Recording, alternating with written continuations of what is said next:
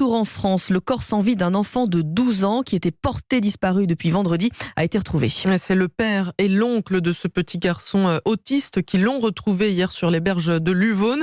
Le cadavre présente des plaies à l'arme blanche. La mère de l'enfant avait signalé sa disparition. Elle a ensuite été placée en garde à vue, comme l'explique Eddy Cid, délégué du syndicat Unité SGP Police FO à Marseille.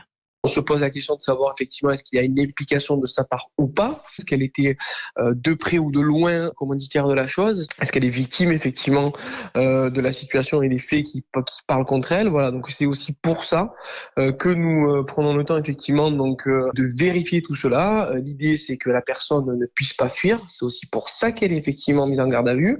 Le second élément que l'on peut dire, c'est qu'il y a des faits sous présomption qui nous laissent penser qu'elle a une part de responsabilité là-dedans. C'est pour cela qu'aujourd'hui elle est mise en examen. Donc nous verrons si à l'issue de la mise en examen effectivement il y aura condamnation ou pas, mais ce qui est certain c'est qu'elle aurait apparemment une part de responsabilité ou elle aurait des éléments qui laissaient penser qu'elle en sait plus sur ce drame et qu'il pourrait éclairer effectivement la situation et l'enquête des fonctionnaires de police.